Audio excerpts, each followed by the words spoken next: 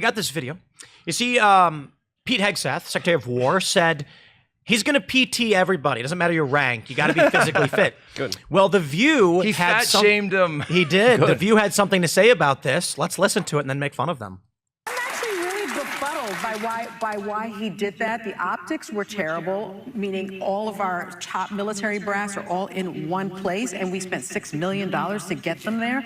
That didn't make a lot of sense to me. It also didn't make a lot of sense to me that he was saying that he was going to toughen physical standards and review the anti-hazing policy by sort of implementing a hazing policy. And then also he said he was going to return to the highest male standard for combat positions because the troops were fat. I don't understand how that was supposed to be an uplifting message for our military. Maybe he's referring to Colonel Sanders. It was really a bizarre thing. He started talking about woke DEI policies. By the way, there are no gender quotas in the military. By the way, he fired more than a dozen military leaders, many of them people of color and women. He fired the chairman of the Joint Chief of Staff, General Charles Brown Jr., who is African American. Yeah. He fired the first woman to command the Navy, Admiral Lisa Franchetti. I don't understand the sort of hypocrisy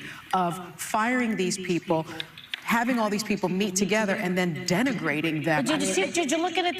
They're looking at him like he has two heads. Well, they didn't applaud the beginning of that. Yeah. You just saw the president is President Trump said, if you want to applaud, you applaud. If you don't like what I'm saying, you can leave the room. Of course, and then you heard the rest. There goes your rank and your future. But by the way, every one of these men and women in this room has been taught the entire time they've been in service that it is apolitical. You're not right-left, you're not red-blue, you're not Republican, Democrat. They don't show their politics because what you're doing on the battlefield is above politics. So they're not going to applaud, they're not going to cheer, they're not going to boo. They're going to show up and listen to the commander-in-chief. But Remember when they hunted down members of the military social media profiles to figure out if they'd posted things like the Gadsden flag and they'd been reprimanded or even kicked out? Well, the people who didn't take the coof, you know. Well, so when Pete Hegseth himself wrote an entire book about how during the post-Jan 6 deployment, when our entire military or occupied Washington, D.C., and Biden's inauguration was not attended by anyone, that they came up with a list, and this is where the military purge came from, the Patriot Purge, that they came up with a list of, you know, hot button issues, controversial issues that could be indicators for extremism, and those people were not allowed to participate in this deployment to Jan 6, which included Pete Hegseth himself, by the way, because of his Christian cross tattoo, his Jerusalem cross. And so the Gadsden flag was one of them, the Jerusalem cross, NRA. Like if you liked the page on Facebook, this was a thing. And believe it or not, I reported at the time, Turning Point USA. Turning Point USA was on that list, which we later come to find that Turning Point was put under FBI investigation. That's right. You know, and so this is what they use to deny people, again, rank, to deny orders, to deny that leadership track, all of it. But I don't understand, Jack. I don't get why he's saying that. I mean, why does it matter if our combat troops are fat? I would just love to put up a picture of General Milley right now to kind of show who the leader of the military was. But they're less likely to be liberal, right? Because there's studies showing people who are fit are more likely to be right-wing. That's right. So this is probably a nice little covert wink-wink type of way to be like, okay, we want to make sure that the military is more right-wing. You got to be in shape in order to do that. Yeah, John Doyle, he tweeted, you can basically just purge the military of libtards by enforcing obvious PT standards. Yes. I once so true. I once went down the rabbit hole on General Milley, and I went down like all the public photos and photojournalism that's been released by the Pentagon and all their units. I've never been able to find a single picture of him doing PT. Like not even one, not even like a fun run kind of thing. Nothing, absolutely nothing. It does not exist. All the liberals just quit. And resign. by the way, Sonny Huston, you know, let's be fair. This is not the first time she has been befuddled by something that has gone on in the world. She just lives in a constant state of befuddlement, as she said.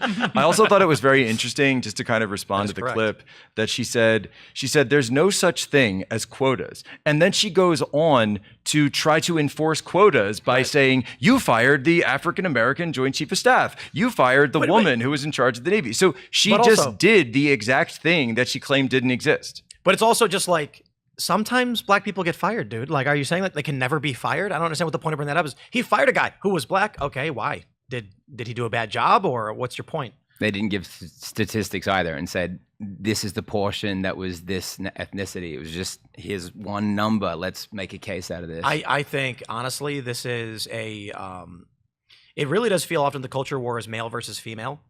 And you look at The View, and they have a very female view, this very emotional, social view of how the military should be run. We should have a diverse rainbow where everyone holds hands and gets along and don't be mean. And then the masculine view is, you should be chewing on dirt and crawling through razor wire to be the best man you can be, an efficient killing machine for war. And one of them is appropriate for war fighters, and one of them is not. I'm being told there are 6,000 patriots assembled in Utah right now. Let's go. So Wow. and by the way, we should, just to contextualize this is the first Turning Point event that's been held in Utah since Charlie was murdered in Utah at a Turning Point event. So this was going to be his second stop. So what we're doing is we're continuing Charlie's tour, but with guest speakers. And I think the vice president came out earlier today and said that he is interested in being one of those speakers. Wow. Don Jr. is interested. I mean, the level is just phenomenal. And rather than, and a lot of people would say, like, why didn't you cancel the tour? And I think, and I speak for everybody here in the sense that we've talked about this, and we know Charlie wouldn't want us to. And so you see the response, you see 6,000 patriots, even in the face of a bomb threat, even knowing that there was a murder just a couple of weeks ago, 3 weeks ago. I think it'll be 3 weeks tomorrow, that, just, however many miles away in the same state, that they're still willing to do so in the face of terrorism. So no, actually, your attack failed. It completely failed because more and more people are showing up to Turning Point events, and Turning Point is going to be bigger than it had ever been before. Yeah. If the blood of the greatest men in human history running through their veins, you're not going to break these people. It's impossible. Good luck. It's pretty amazing to see the numbers. What is it like? How many chapter requests popped up after? I mean, honestly, we saw 62,000 was the first number that we got in, but at the same time, I think that was the number by the time of the memorial. But I mean, the number keeps changing from day to day. I probably have it written down actually on the other side of the office. In the room. Here. I mean, someone. Yeah, no, I think there's a whiteboard on the other side of the room here where they keep a running tally. But it got to the point where they can't even update the whiteboard fast enough because there's so many chapters and requests that are coming. And by the way, these are chapters requests, so not just people. And that number's even higher. It's also the church attendance has skyrocketed. It's the Charlie effect. It's the Charlie revival. It is this idea that, and I've just in my personal life had so many people reaching out to me saying, what do I do? And I'll give a shout out to Tyler Boyer because he had this great quote when we were at the ASU vigil. He said, "Going to church isn't hard. You just go." Yeah. They don't want you to know this, but you can just walk into a church and sit down and pray. Yeah. You can just do this. And You can just like, do it. Happy to see you. Yeah, they're like they're you're just allowed to do that. CNN won't tell you this. No. It's hidden esoteric knowledge. Yeah. People at church like when people show up. It's great. I mean, and I'll say this too. There's a lot of I hear a lot of stories from young men where they're like, I don't have any friends. I don't know what to do. I don't know where to begin. It's like, you can go to church. Yeah. You can go for walks, start exercising, and meet people in these communities. I met my wife at a Bible study. Believe it or not. go. That's a secret because we were talking about this the other night where I said you got these red pill bros that are like, nah, you can't get married, man. All these women, they're hoes and blah blah blah. And I'm like, dude, you live Not in the Miami. ones at Bible study. Yeah, that's the right faith. That ripple effect, the Charlie effect.